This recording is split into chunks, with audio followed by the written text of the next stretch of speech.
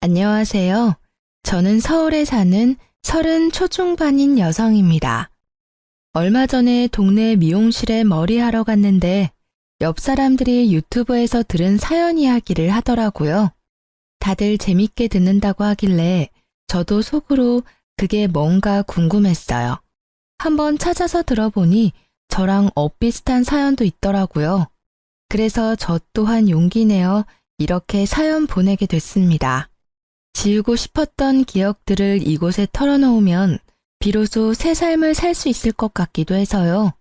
그럼 조금은 긴 제 사연 같이 들어주시겠어요? 어렸을 때부터 엄마께서는 제게 늘 말씀하셨습니다. 살면서 없어 보이는 건 절대 안 된다고요. 소희야, 어디 가서 절대 남들이 우습게 보게끔 행동하면 안 돼. 알겠지? 차림새도 그렇고 말이야. 행동거지랑 겉모습이 없어 보이면 널 만만하게 보기 마련이거든. 그렇다고 너무 있어 보여도 안 돼. 그럼 이상한 똥파리 같은 것들이 항상 꼬인단다. 엄마, 도대체 그게 무슨 말이야? 뭐든 적당히 말이야. 적당히가 딱이야. 궁상 떨지 말고 그렇다고 자랑질 하지도 말고. 알겠니? 어렸을 때는 엄마 말이 이해가 잘 안 갔어요. 없어 보이면 안 되는데 또 너무 있어 보여도 안 된다는 말씀이 제겐 너무 어려웠죠. 하지만 살아보니 엄마 말씀이 뭔지 이해가 갔어요.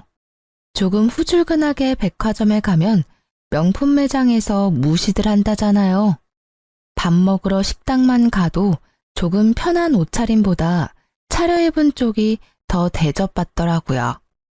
기분 탓일 수도 있지만 그런 일들 살면서 몇 번 겪다 보니요. 자연스레 겉모습을 신경 쓰게 됐습니다.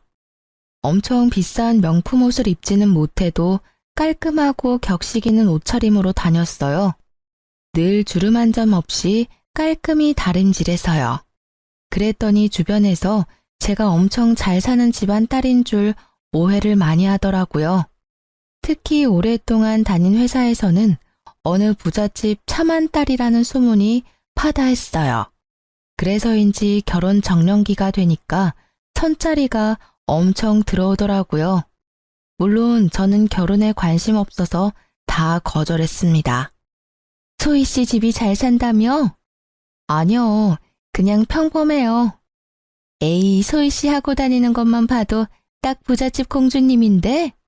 아, 공주님은 아니고요. 전 그냥 평범한 평민입니다. 제가 엄마께 말씀드리니 괜히 엄한 놈 꼬이는 것 아니냐며 또 충고해 주셨어요. 혹시나 제 겉모습만 보고 팔자 고쳐보겠다고 다가오는 놈도 분명 있을 거라 조심하라셨죠. 엄마의 그 말을 계속 마음속에 새기고 있었지만 제 세상이 무너지니까 웬걸 사람 보는 눈도 다치더라고요. 건강하던 아빠께서 뇌출혈로 쓰러지시면서 엄마랑 저는 엄청 힘든 시기를 보냈습니다. 친정아버지께서는 다행히 골든타임을 넘기지 않고 바로 병원에 도착했어요. 그래서 큰 후유증 없이 잘 회복하셨죠. 불행 중 다행일까요? 아빠가 쓰러지시기 전에 보험도 잘 드러났었고 저희 가족은 생활비나 병원비 걱정은 크게 없었습니다. 부자는 아니지만 아예 돈 없는 집안도 아니었으니까요. 남들보다 조금은 여유로웠기 때문에 당시에 경제적 걱정은 아예 없었습니다. 하지만 옆에서 아빠가 쓰러지는 걸 목격한 저와 엄마는 심적으로 많이 힘들었습니다. 언제 아빠가 엄마와 제 곁을 떠날지 모른다는 생각에 하루하루 불안했죠. 제가 한동안 회사에서도 힘들어하는 티가 많이 났는지 동료들이 많이 걱정해줬습니다. 다른 부서에서도 제 얼굴을 보면 이름 모르는 사원분이 위로해주고 회사에서도 배려를 해줘서 그나마 잘 회복했어요. 아빠가 다시 눈을 뜨시기 전에 저는 모든 게 불투명해 보이더라고요. 그런데 그때 제 옆에서 남편이 서성거렸습니다. 한 걸음 뒤에서 위로해줬던 동료들도 있었지만 그 사람은 제 옆에 딱 붙어서 엄청 저를 챙기더라고요. 소희 씨, 밥은 먹었어요? 아니요, 입맛이 없어서요. 그러지 말고 저랑 나가요. 모든 건 밥심이에요. 밥 잘 챙겨 먹고 기운 내야죠. 그 사람은 매일 한결같이 제게 밥은 먹었냐, 잠은 잘 잤냐 물어봤어요. 점심에는 제가 밥을 안 먹는다 싶으면 꼭 남아서 절 데리고 나가 먹는 걸 지켜보더라고요. 처음엔 그 사람의 위로가 보이지도 잘 들리지도 않았습니다. 그런데 어느새 제 일상에 그 사람이 스며들어 나중엔 정말 의지를 많이 했어요. 아빠가 건강을 회복하시고 무너졌던 일상이 돌아오자 저도 자연스럽게 예전으로 돌아갔어요. 그 계기로 남편과 연애했고요. 특별할 거는 없었습니다. 남들처럼 알콩달콩 만났어요. 1년쯤 사귀고 프로포즈를 받았는데 마음 한구석 어딘가 저는 성급한 느낌을 받았습니다. 하지만 망설이는 건 제게 사치였어요. 20대 초반처럼 연애를 많이 할 수 있는 시기도 아니고 언제 결혼 상대를 다시 만날지 모르니까요. 적당히 비슷한 환경의 회사 동료와 하는 결혼, 저는 나쁘지 않았습니다. 무엇보다 아빠가 아프셨잖아요. 도희야, 아빠가 당장 내일이라도 죽게 되면 너 결혼식은 어쩌냐? 우리 딸 결혼식에 내가 손은 잡아주고 떠나야 하는데. 아빠도 참, 그런 소리 하지도 마세요.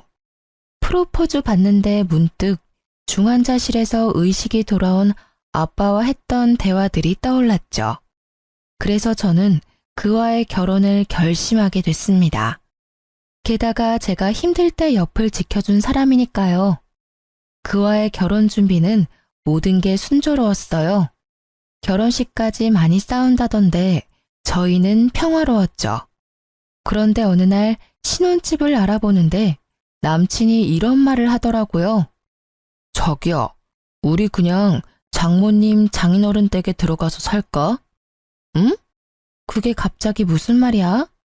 아니, 내 친구가 처가살이 한다고 자랑하는데 처음엔 그냥 웃어 넘겼거든? 근데 보니까 장모님 사랑 듬뿍 받으면서 지내는 모습이 나도 좀 부럽더라고. 아무래도 시가살이는 며느리가 고통스러운데 처가살이는 사위한테 나쁠 게 없잖아. 난 우리 둘 다 행복한 결혼 생활 하고 싶거든. 자기 생각 좀 의외다. 난 시댁살이든 처가살이든 둘 다 별로야.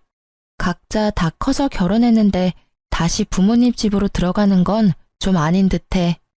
게다가 우린 나이도 있잖아. 돈 모아야 할 젊은 신혼부부가 보통 부모님 집 들어가서 살지. 그래? 당신은 별로겠지만 장인어른 생각은 다르지 않을까? 응?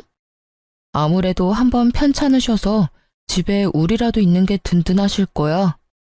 남친 말을 들어보니 또 일리가 있었어요. 그래서 저는 슬쩍 친정 부모님께 여쭤봤습니다. 엄마, 남친이 결혼하면 친정집 같이 들어와서 사는 건 어떻냐고 묻네? 굳이? 아니, 한창 신혼인데 여길 못하러 들어와. 아니, 아빠도 한번 아프셨고 하니까 그 사람도 나름 걱정됐나 봐. 이제 우리 집 사위라 이거지. 어머, 마음만 고맙게 받는다고 해줘.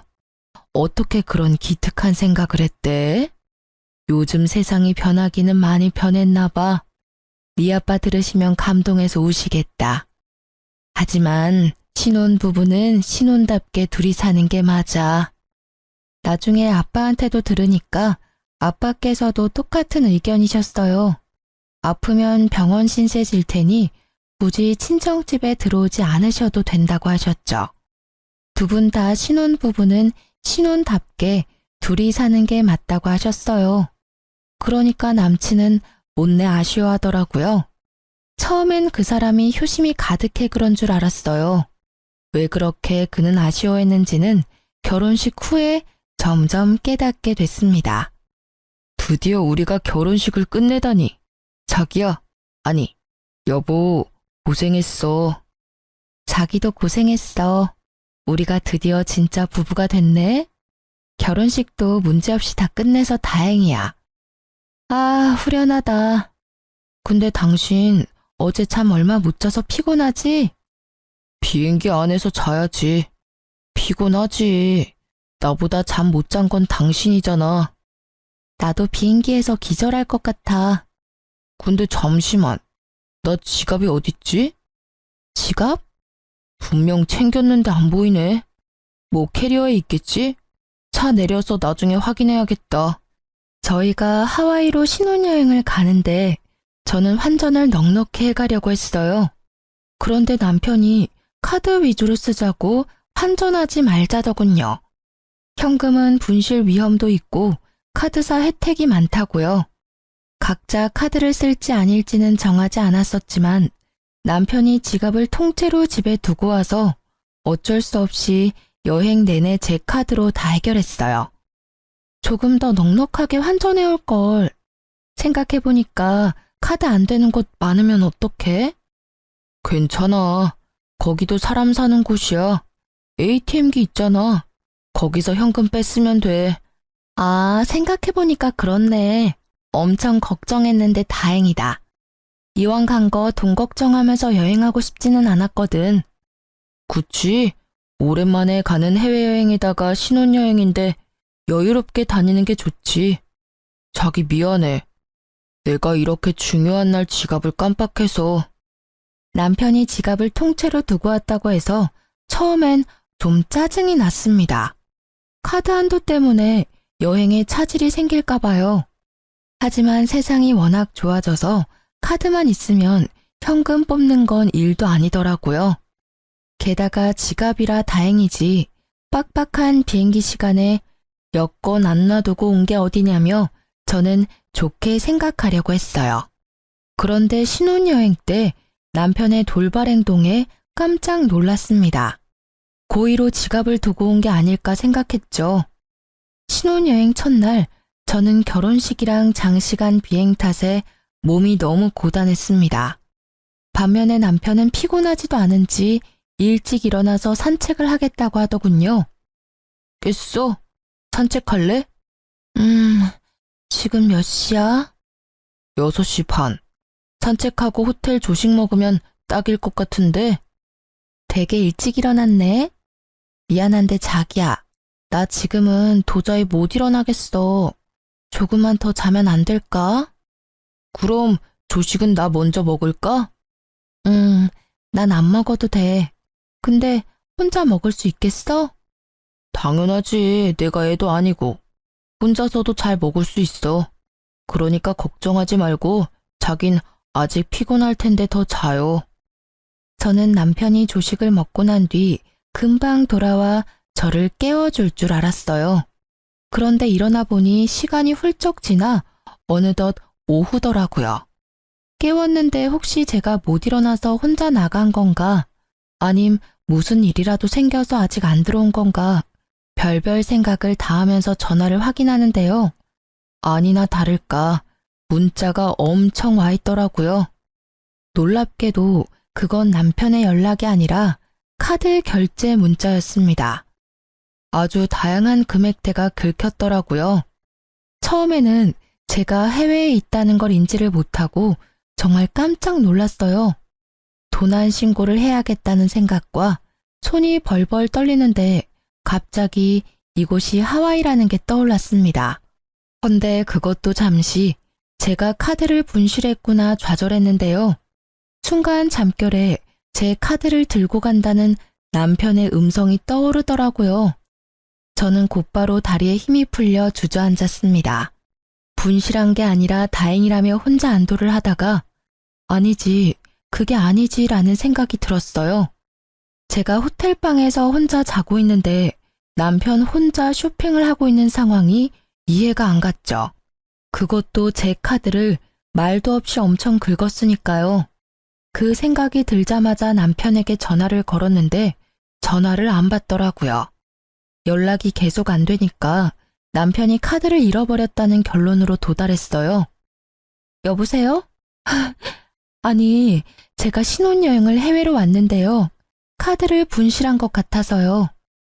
놀라서 부랴부랴 카드 분실 신고를 하고 있는데 눈물이 나더라고요. 그땐 정말 놀라서 카드를 정지시키고 곧바로 연락 안 되는 남편도 실종 신고를 하려고 했어요. 다행히 카드 고객센터와 통화하는 중에 남편은 무사히 호텔방으로 돌아왔습니다. 놀란 토끼 눈의 남편을 마주하자 안도와 동시에 화가 치솟더라고요. 뭐야 당신? 지금까지 뭐 했어? 내가 얼마나 놀란 줄 알아? 여보, 왜 울고 있어? 나 쇼핑하고 왔는데. 말도 없이 혼자 쇼핑하고 온 거야? 너 피곤하대서 혼자 다녀왔지. 그건 새벽이었고 오전에 나 깨울 생각은 안 들었어. 지금 오후 2시가 훌쩍 넘었어. 시간이 벌써 이렇게 됐다고? 아, 내가 미안해. 정신없이 돌아다니다 보니까 미처 몰랐다. 근데 당신도 너무하다. 내가 못 깨웠어도 혼자 일어나면 되잖아. 애야? 뭐? 그렇잖아. 내가 몇 시에 돌아올 줄도 모르는데 알람이라도 맞춰놓고 잤어야지. 당신 도대체 몇 시에 일어난 거야? 내가 그럴 정신이 있었어? 밤 늦게 도착해서 기절했잖아. 나 6시에 일어났을 때도 비몽사몽이었어. 그리고 상식적으로 난 당신이 아침 먹고 산책만 하고 돌아올 줄 알았어. 연락은 되지도 않고 남겨놓은 것도 없고 카드 결제 내용만 잔뜩 와 있잖아. 내가 안 놀라게 생겼어? 게다가 내 카드를 상의도 없이 어떻게 막 긁어. 대충 계산해봐도 200만 원 훨씬 넘더라. 말하다 보니 그제야 남편의 손에 들린 쇼핑 봉투들이 눈에 띄더라고요. 그중에는 명품 브랜드 로고가 박힌 쇼핑백도 있었어요. 정말 기가 막히더라고요. 들어보니 당신이 놀랄만 했네. 내가 언성 높여서 미안해. 오랜만에 해외여행 와서 너무 들떴었나 봐. 그런데 나 진짜 혼자 놀다 온 게 아니라 당신은 피곤하다 했고 편하게 혼자 잘 자라고 자리 비켜준 거야. 조식 먹고 산책 좀 하다가 호텔 구경하는데 심심하더라고. 그래서 잠깐 바깥 구경한다는 게 이사단이 났네. 세일도 많이 하고 또 한국보다 더 싸니까 나도 모르게 카드를 긁고 있더라. 상의 없이 카드 써서 미안. 근데 나 진짜 내 거 산 게 아니라 양가 부모님 선물이랑 기념품 산 거야. 그러니까 너무 뭐라 하지 말아줘. 우리 엄마 지갑이 워낙 오래됐는데 여기 와서 보니까 엄마 생각이 엄청 나더라고. 그래서 나도 모르게 결제해버렸어. 근데 말야, 나도 호텔방 들어오자마자 당신 울고 있는 모습에 얼마나 놀랐는지 몰라. 그니까, 뭐? 왜 효도를 내 카드로 하려고 해? 게다가 그 카드 한도도 별로 안 돼. 우리 환전도 별로 안 해왔잖아. 아니, 좋게 생각해서 진짜 나한테 상의하고 같이 사러 갔으면 내가 이래? 나 당신 정말 이해가 안 돼. 한도가 얼만데? 신용카드 말고 다른 체크카드는 없어? 뭐? 남편이 반성은 안 하고 제게 다른 카드가 없냐고 묻는 순간 저는 속으로 결혼식 올리고 바로 이혼해도 될까? 사람들이 엄청 뒤에서 수군거리겠지? 뭐 이런 생각을 속으로 했어요. 어떻게 배우자가 되자마자 카드를 자기 것처럼 막 쓸 수 있는지 이해가 안 됐습니다. 물론 남편이 쓴 건 남편에게 다 받을 생각이었지만요. 이 신혼여행은 망했어. 어떻게 시작부터 이래? 남은 여행 나 웃으면서 보낼 자신 없어. 자기야, 실수라고. 한 번만 화 풀어라, 응? 내가 배려 없이 굴어서 미안해. 따로 있고 싶어. 이왕 이렇게 된 거 오늘은 각자 시간 보내자. 나 생각할 시간이 좀 필요해. 여보야. 그리고 당신이 오늘 카드 쓴 거 말야. 아무리 양가 부모님 선물이라 해도 나랑 아무런 상의도 안 하고 산 거니까 환불하던지. 아님 당신이 쓴 돈들 계산해서 나한테 입금해. 아무리 부부가 됐어도 지켜야 할 선이라는 게 있는 거야. 식 올리자마자 어떻게 이래? 뭐? 입금하라니. 뭘 꼭 그렇게까지 해야 해? 입으로는 미안하다면서 아직도 정신 못 차렸구나? 그럼 나 혼자 당신이 쓴 돈 감당해야 하는 거였어? 나도 평범한 직장인이야. 매달 고정 지출비가 있는데 갑자기 그렇게 큰 돈 나가는 거 부담스러워. 부부끼리 참 치사하다. 뭐? 치사? 내가 모른 척 하려고 했는데 당신 아침만 혼자 먹은 거 아니더라? 식당에서도 카드 긁었던데 혼자 점심까지 먹고 왔지? 그게 더 말하기 싫고 나가. 방을 하나 더 잡던지 해. 아님 내가 나갈까? 알았어. 일단 자기 기분 풀릴 때까지 따로 있자. 그렇게 저는 화가 안 풀려서 신혼여행 내내 남편이랑 따로 지냈습니다. 남편 꼴도 보기 싫어서 돌아다니지도 않았어요. 그냥 호텔에만 박혀서 호텔 안에서 식사도 다 해결했어요. 남편이 무릎 꿇고 싹싹 빌어서 마지막 날쯤 겨우 화해했어요. 화해라기보다는 한국에 들고 갈 선물들 사려고 억지로 얼굴 봤네요. 어쨌든 결혼 축하하러 와준 소중한 걸음들의 보답도 해야 하고 양가 어른들 선물도 다시 준비해야 했으니까요. 남편은 정말 반성한다며 그대로 사왔던 것들 다 환불했습니다. 그래서 그때 산 게 진짜 부모님 선물이었는지 본인이 갖고 싶었던 걸 산 건지는 잘 모르겠어요. 또 그렇게 당장은 짜증나도 화해할 수밖에 없었던 가장 큰 이유는요. 신혼여행에서 돌아오는 날은 친정집에서 자야 했기 때문입니다. 친정 부모님께 안 좋은 모습 차마 보여드리고 싶지 않았거든요. 그리고 그 다음 날은 시댁에서 보내기로 했기 때문에 저는 우선 그 일정을 다 마무리하자 생각했어요. 그리고 신혼여행 때 사건을 남편과 한 번 더 제대로 짚고 넘어가야겠다 싶었습니다. 진짜 이혼할 수도 있는 문제라고 생각했거든요. 엄마, 아빠, 저희 왔어요. 왔어? 어휴, 고생했네. 즐겁게 쉬고 왔어? 네, 뭐.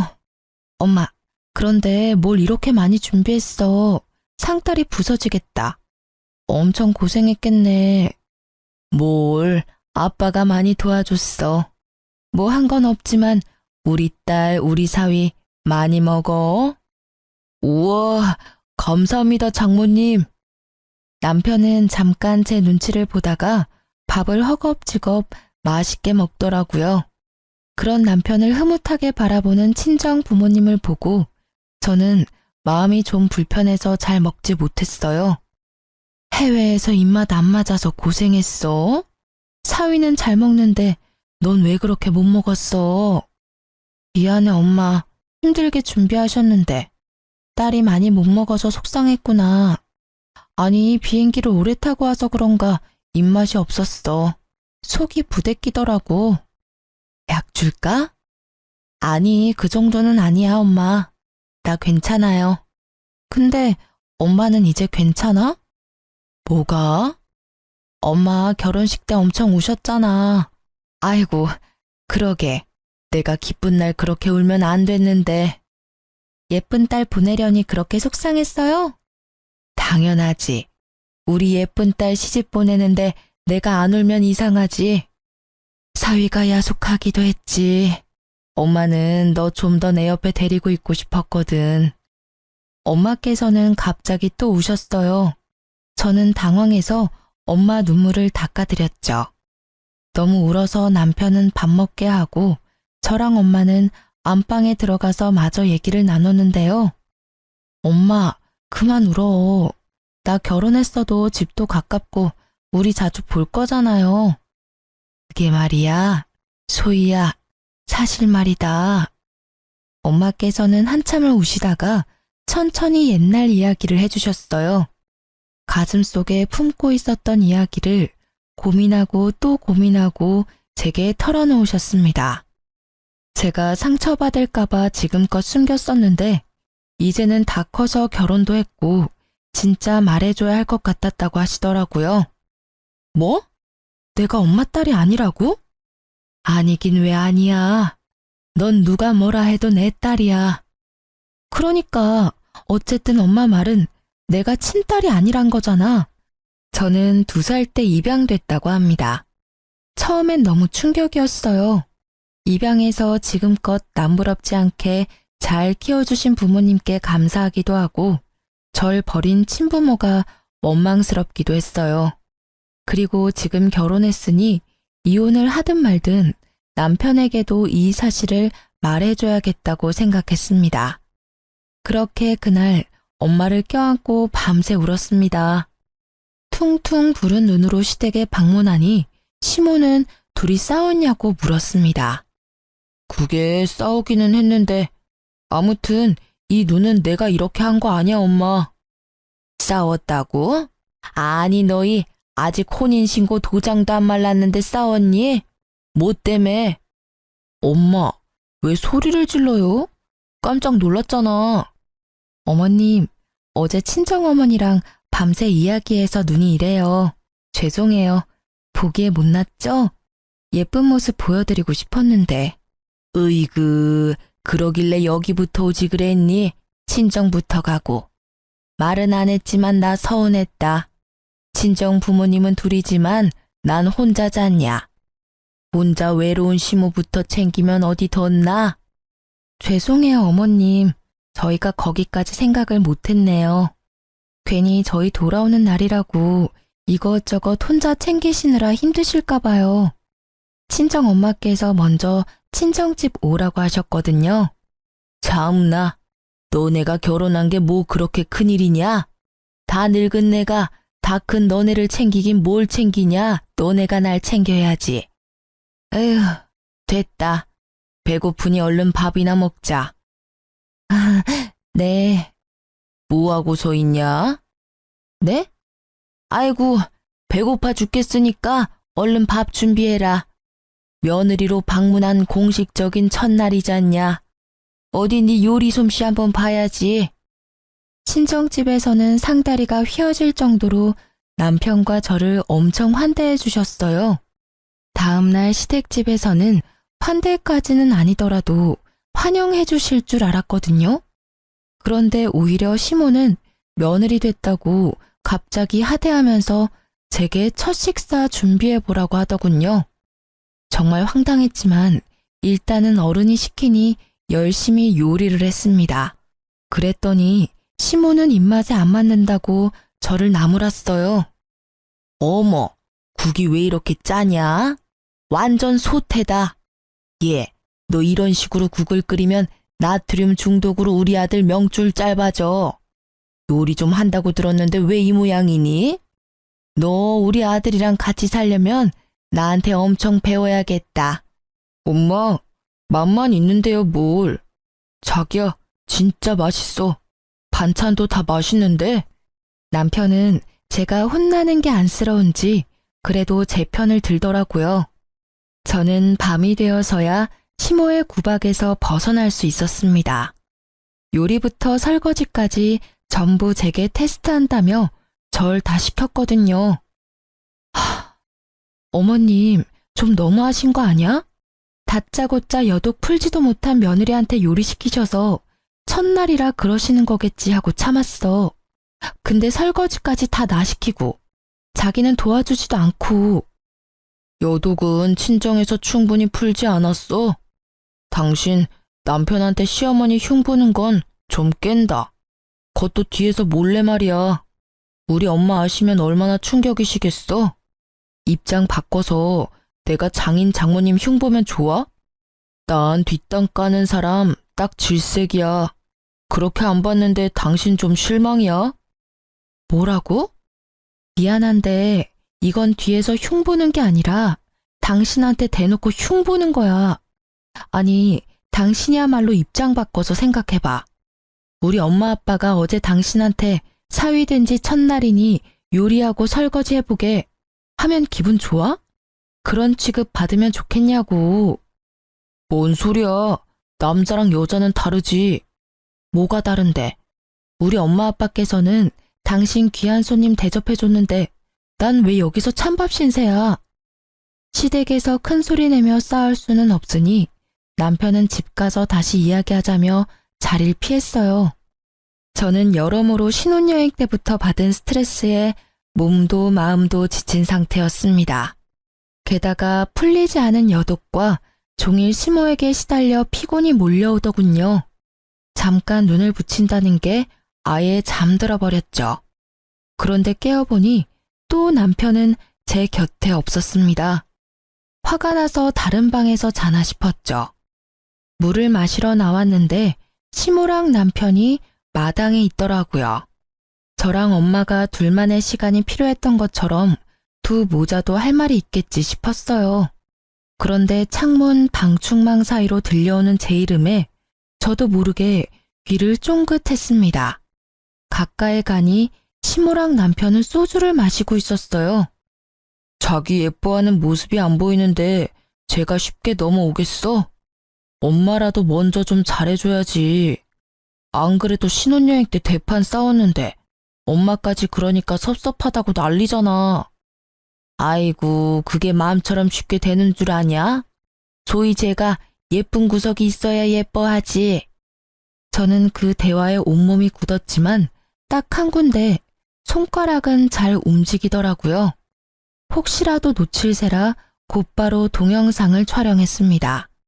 저보고 뒷담 까지 말라고 뭐라 하더니 남편은 시모랑 제 이야기하는 모습에 본능적으로 찍었죠. 발뺌할지도 모르니 창문을 통해서 동영상을 찍었습니다.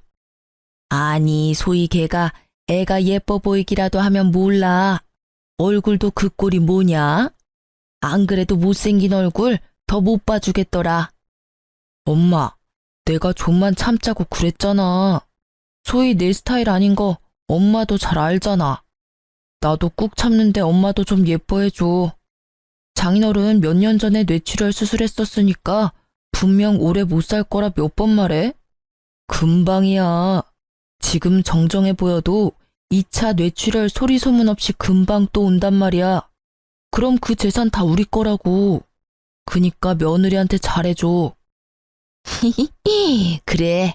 그 사돈 양반 언제 갈지는 몰라도 고시겠지 아마. 그래, 내가 그것만 믿고 결혼시켰지. 깜빡했다. 소위 저기 집애가 뭐 볼 건 없어도 집안 하나는 좋아 보이니. 내일부터는 정말 마음 다 잡고 잘해줘야겠다. 그래, 엄마. 난 소희가 아니라 저 집안 재산이랑 결혼한 거야. 그것만 생각하자. 아, 근데 생각할수록 저거 열받네. 집도 잘 살면서 신혼여행 가서 내 돈까지 쓰게 하더라고.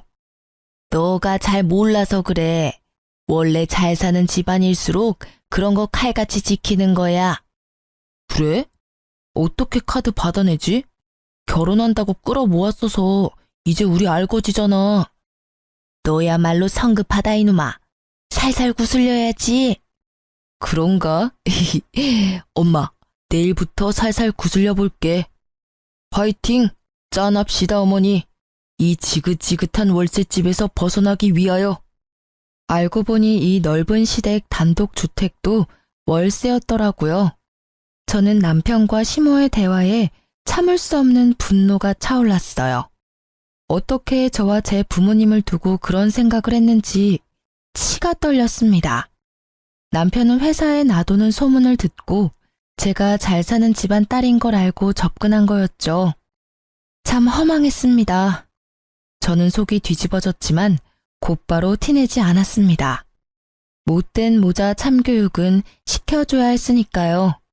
이혼은 정해진 결론이고 못된 아들 의견에 동조한 시모부터 복수하기로 생각했어요. 저는 매일 점심시간마다 시댁에 놀러 갔습니다. 회사랑 가까웠거든요. 이미 남편과 시댁의 재정 상태는 알았고 뜯어먹을 건 없고 밥이라도 얻어먹어야지 싶었어요. 시모는 처음에는 저를 반겼어요. 어머님, 저 어머님 손맛 배우려고 왔어요. 근데 어쩌죠? 회사 점심시간에 온 거라 바빠서 요리는 못 배울 것 같은데. 어머, 네가 요리를 못하러 배워. 내 말을 아직도 담아뒀어? 내가 해줄 테니까 넌 걱정하지를 마. 어머님, 그럼 저 갈비찜 먹고 싶은데 내일 또 와도 돼요? 응? 갈비찜? 아, 내일 또 온다고? 아, 그래. 내가 다 해놓으마. 먹고 싶은 거 미리 말하기만 해. 큰 소리 뻥뻥 치던 시모에게 저는 매일 먹고 싶은 걸 말했죠. 어머님, 전복회가 너무 먹고 싶어요. 아침부터 시모에게 연락해 놓으면 시모는 열심히 장봐서 점심을 제게 대접하더군요. 그리고 남편에게 마음에도 없는 시모 칭찬과 자랑을 했어요. 여보, 어머님이 날 정말 끔찍하게 아끼셔. 나 친구들한테 계속 자랑하잖아. 오늘은 전복회까지 직접 떠주셨다니까. 그래? 전복회? 맛있었겠다. 난 왜 안 불렀어? 에이, 나랑 친해지셔야 하는데 당신이 왜 껴? 그렇지. 얼른 둘이 친해져야 좋지.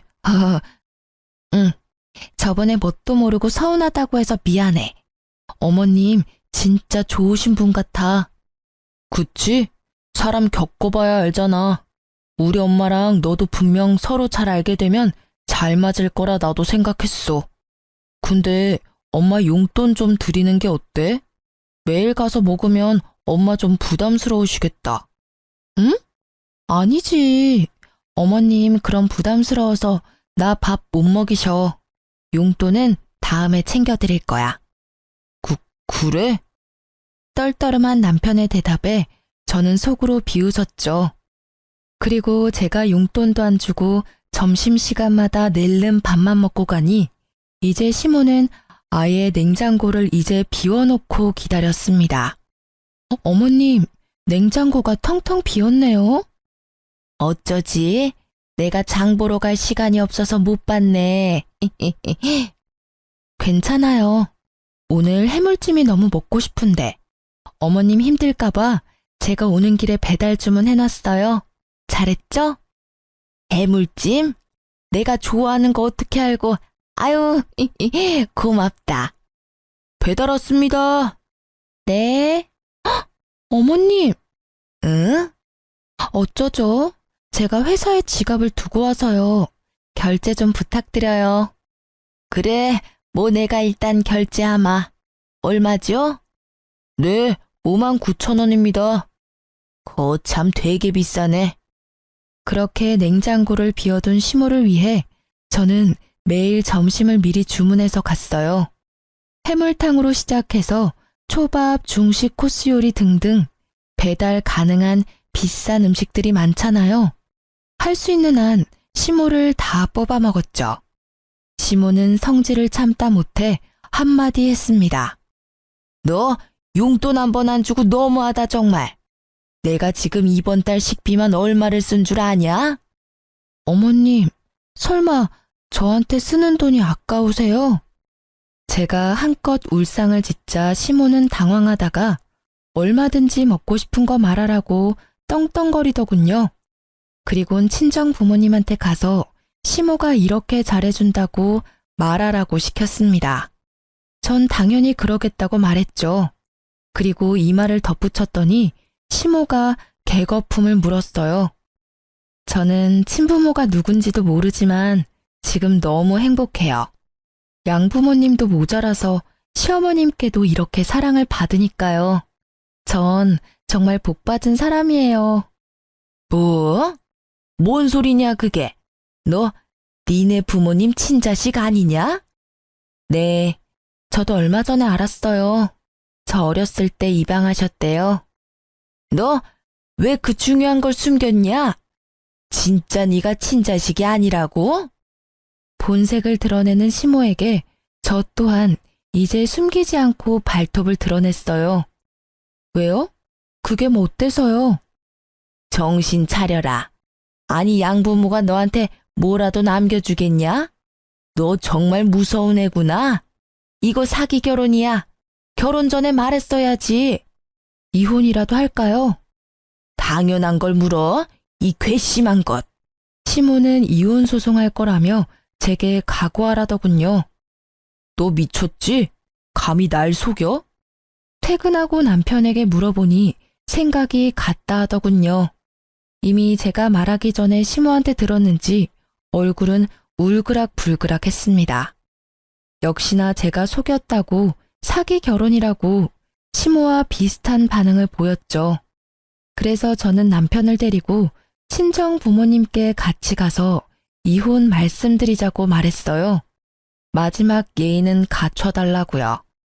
제가 밤늦게 남편을 데리고 나타나자 친정 부모님께서는 어리둥절해 하셨죠. 무슨 일이냐 갑자기. 너희 뭔 일 있어?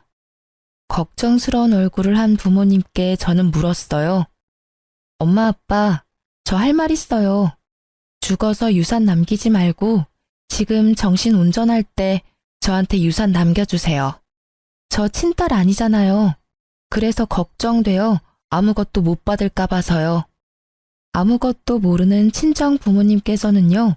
당황하시다가 이내 곧바로 웃으면서 알겠다고 하셨어요. 그래, 소희 네 생각이 그렇다면 그렇게 해주마. 남편은 아빠의 말씀에 당황한 얼굴로 말하더군요.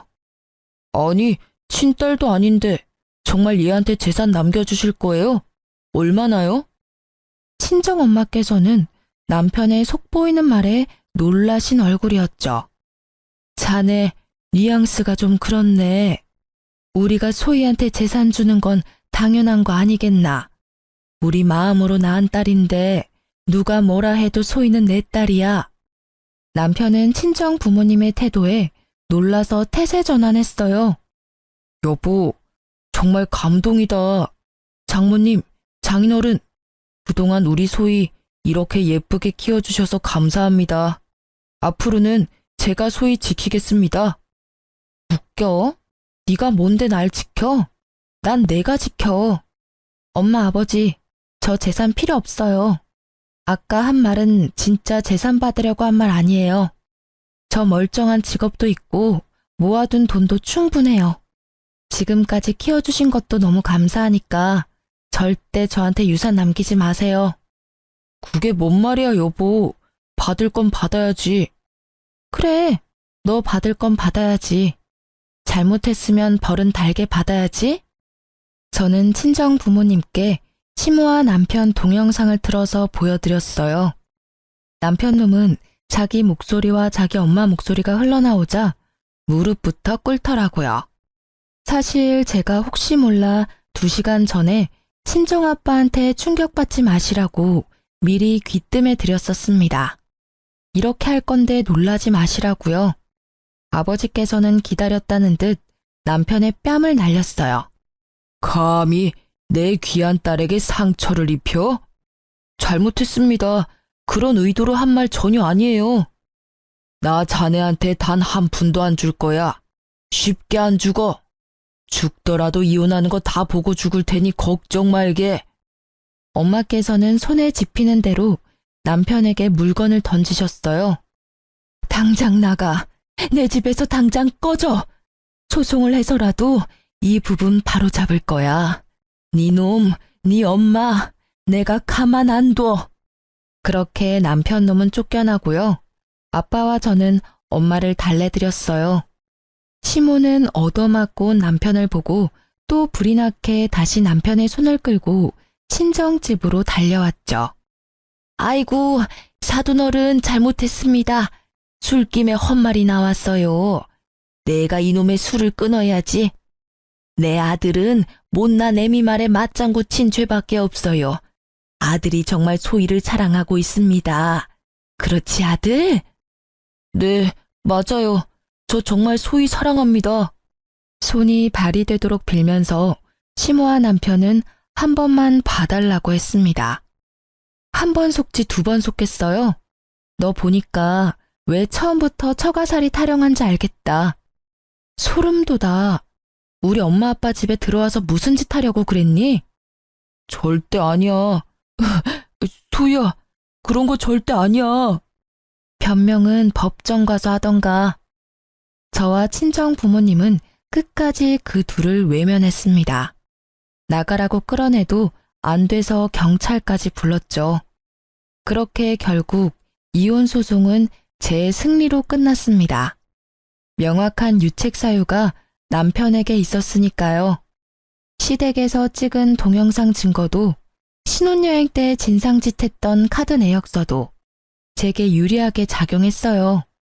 남편과 시모는 비싼 전원주택 월세 감당 못해서 쫓겨났더라고요. 부동산 직원한테 들어보니 원래부터 두 모자는 원룸에서 살았다고 합니다. 저랑 결혼하려고 전원주택에 무리하게 들어가선 단기 월세살이를 한 거죠. 전 남편과 이혼 소송 중에 회사에서 마주치는 게 너무 싫었는데요. 마침 타이밍 좋게 전 남편은 회사에서 잘렸습니다. 전 남편은 돈 무서운 줄 모르고 결혼 전에 회사 동료들한테 야금야금 빌린 돈들이 있었나 봐요. 안 갚고 배째라는 시기라 크게 한바탕 난리가 났어요. 하마터면 저까지 피해 입을 뻔했네요. 그나마 결혼 전 빌린 돈이라 저는 엮이지 않았네요. 회사에 제가 관련되지 않은 거라 소명하느라 골치 꽤 아팠습니다. 이혼 후에 오픈하려고 했는데 결국 이혼 전 소송 중인 것도 다 오픈했습니다. 전 남편 아주 빚더미에 오르고 근처 아파트 공사 현장에서 일하는 걸 누가 봤다는 소문만 들었네요. 그거라도 열심히 해서 어서 회사 사람들 돈부터 갚았으면 좋겠네요. 괜히 저도 얼굴 보기 껄끄러워졌거든요. 제 잘못 없는 거 알았는데도 일부분의 사람들은 은근히 여유 있는 제가 책임지길 원하는 사람도 있더라고요. 하지만 제가 사기 결혼까지 당하고 돈까지 갚아야 하나요? 저는 딱 잘라 거절했습니다. 전 시모는 얼마 전에 회사 근처 국밥집에서 봤어요. 주방에서 땀 범벅이 되어 설거지하고 있더라고요. 이사도 안 갔는지 제 회사 근처인 걸 알면서도 이곳에서 일하는 게 웃겼죠. 같은 동네 살면 참 이런 점이 웃겨요. 좋은 마음은 아니고 저도 사람인지라 쌓인 한이 있잖아요. 국밥집 사장님께 설거지하는 이모 힘들어 보인다고 고생하시니 이모님 팁이라도 드리라고 10,000원을 드렸습니다. 이모, 저기 마음씨 착한 분이 10,000원 팁이라며 주셨어. 아이고, 고맙습니다, 손님. 제 얼굴도 안 보고 연신 고맙다고 고개를 조아리는 전 시모였어요. 그러다 고개를 들어 제 얼굴 보곤 낯빛이 어두워지더라고요. 저는 웃으며 수고하시라고 한마디 남기고 가게를 나왔네요. 이제 그 국밥집은 안 가려고요. 친정 부모님께서는 재혼도 절대 하지 말고 그냥 부모님 곁에만 있어달라 하시네요. 알콩달콩 셋이 살자고요. 저도 한번 세게 대어보니 남편도 필요 없다고 느꼈어요. 또 살다 보면 모르지만요. 지금은 남은 인생 친정 부모님이랑 추억 더 쌓으면서 보내고 싶습니다. 친자식도 아닌데 진짜 친자식처럼 키워주신 부모님 은혜에도 보답해야죠. 여러분, 제 사연 끝까지 들어주셔서 감사합니다. 혹시나 제 사연 때문에 혈압 높아지셨을까봐 걱정됩니다. 시원한 물 한 잔 천천히 들이키시고 무더위 잘 이겨내시길 바라겠습니다. 감사합니다.